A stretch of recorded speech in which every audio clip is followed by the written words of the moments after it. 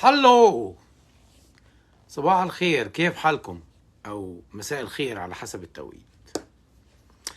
والله ما عارف اهزر وابتدي اعمل افيهات ولا اسكت. في صدمة كبيرة عندي. اللي بيستغل منصبه، يعني ضابط ممكن يستغل منصبه او مدرس يستغل منصبه ويبتدي يعمل قضايا، ساعتها بيحاكم جنائيا وبتهمة اسمها استغلال نفوذ واستغلال سلطاته وحاجات زي كده. لكن دور رجل الدين في الكنيسة، في الجامع، حتى في المعبد، في أي دين، يعني هو دور روحي اجتماعي فقط. يعني المفروض إن لا يكون له أملاك ولا يكون له سلطة على الشعب أكتر من الروحي، كواعظ ومصدر في علوم الدين اللي بيقوله، أو اجتماعي ناصح أمين، بس ملوش دور تاني.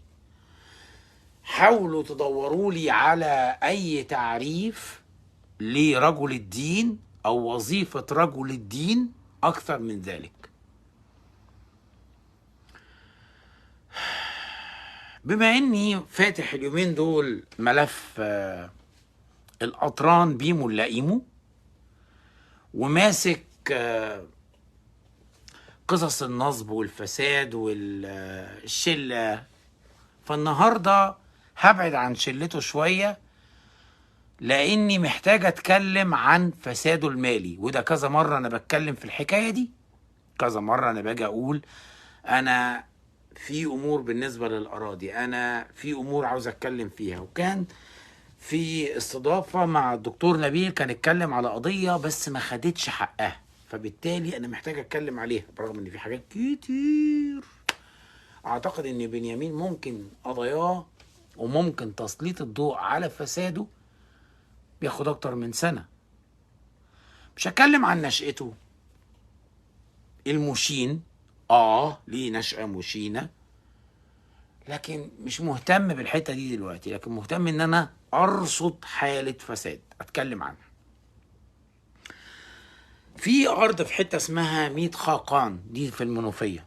طبعا انا مش من المنوفية وما اعرفش عنها حاجة الا حاجات بسيطة، فعمال اسمع في اسامي على تواصل بكم محامي هناك وكلهم مسيحيين ورافضين افعال الاطران بيمو اللئيمو، ولما بيجوا يتكلموا عنه بينعتوه بأسوأ الألفاظ وما بيقولوش عليه لا مطران ولا أسقف ولا رجل دين ولا سيئنا ولا الهوى، بيقولوا عليه كلمة واحدة بس، بيقولوا عليه النصاب.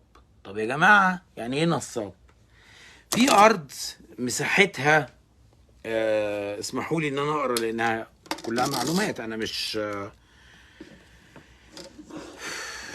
حاجات صعبة قوي، لان القصة اللي انا هحكيها النهاردة قصة زبالة زي بنيامين بالظبط، وعندي انفراد هبقى اعرضه. في قطعة ارض مساحتها قد ايه بالظبط؟ مساحتها 25 فدان. باين؟ لا يا راجل مش 25 فدان، استنوا اجيب لكم الديتيلز بالظبط.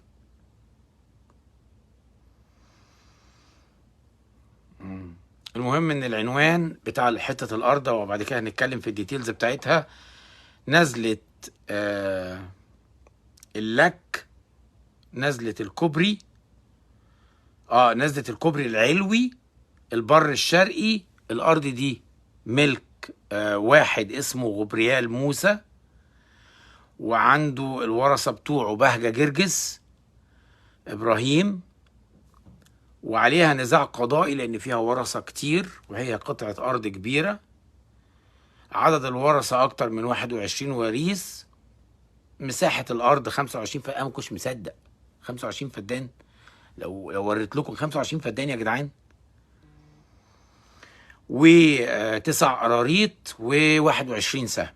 الارض دي عليها حراسة قضائية من سنة 2021.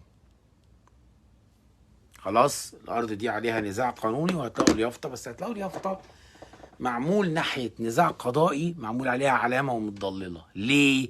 لان بنيامين دخل في الحكايه دي بلعبه مع المحامي القذر ابو مينا بانجو، هاني اسكندر، هاني حنا اسكندر، جوزوزي بتاعت الحاجات الاكسبايرد، وعمل له صحه توقيع.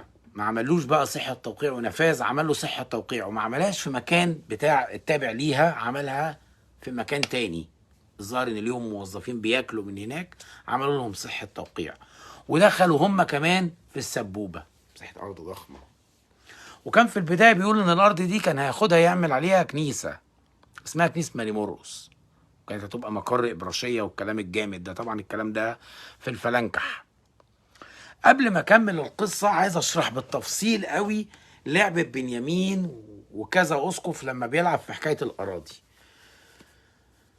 بصوا يا جدعان، لما يجي اسقف يشتري حته ارض او يحط ايده على حته ارض او يجيب حته ارض، ياخدها ويدي الوهم للمسيحيين ان هو هيعملها كنيسه، دار مسنين، حضانه، نادي اجتماعي، اي حاجه تابعه لنشاط كنسي. طبعا المسيحيين يتبرعوا، ايا كان التبرع ده عمره ما هيوصل للدرجه اللي تغطي مساحه الارض. ودي هفاجئكم بالحكايه دي. طب بيلم تبرعات ليه؟ التبرعات كفر لغسيل الاموال. يعني ايه؟ هو واخد تصريح باستقبال تبرعات، فلو عنده فلوس وسخه بنفس اللفظ اللي انا بقوله ده من بيعه اثار، والكلام ده انا ببعته كبلاغ للنائب العام، فتخش في موضوع التبرعات. يبقى الاستاذ جرجس مرقس فانكريوس، انا بقولها كمثال يعني، مفيش حد بالاسم ده بس انا بقوله كمثال، جه يتبرع ب 100 جنيه او اتبرع ب 1000 جنيه، بتتكتب له 10000 جنيه. ليه؟ عشان الفلوس اللي ملهاش مصدر، اللي جايه من بيعه اثار، تتحط في الحته دي. فهمتوا؟ هو كده خد السبوبه بتاعته. 100 خقان فيها كنيستين، يعني مش محتاجه كنيسه ثالثه. 100 خقان تعداد المسيحيين بتوعها يا دوب مكفي الكنيستين، ما عندهمش تعداد كبير، فمش محتاجين كنيسه ثالثه، والا انتوا بقى هتعملوا عليها تخت يعني. ما علينا. فاذا القصه يعمل ايه؟ بعد ما ياخد حته الارض، طبعا انا بجيبها كمثال اشمل، مش على 100 خقان بس، مش على قريه 100 خقان بس، وبعدين المكان استراتيجي، يروح يحط عليها ان هو يعمل كنيسه. فيجي المسلمين مش عاوزين كنيسه، حقهم بقى ولا مش حقهم، دي مش قصتي، دي بتاعتكم انتوا. فالارض سي مثلا دي سعرها 10 مليون، قيمتها السوقيه دلوقتي 10 مليون، ممكن تضرب وتوصل ل 30 مليون عشان شغل العنصريه وشغل التحزب وشغل انا مش عاوز كنيسه تبني جنب بيتي. سيبوكم بقى ان كان احقيه المسيحيين كل يوم كنيسه وما لهمش كنيسه، وكده كده المسيحيين عندهم كنيستين في المنطقه، يعني مش محتاجين. بس هو بيلعب على ناحيه الفتنه الطائفيه، وبيبقى حاطط قدامه ميزانين. هو كده كده مش عاوز يخش في الموال، بس هو بنسبة 70% عاوز يبيع. لكن حصل ان جت تبرعات بقى من الهبل بتوعنا اللي هم في امريكا وفي كندا وفي يوروب، يقول لك خلاص بجملة نفتحها كنيسة.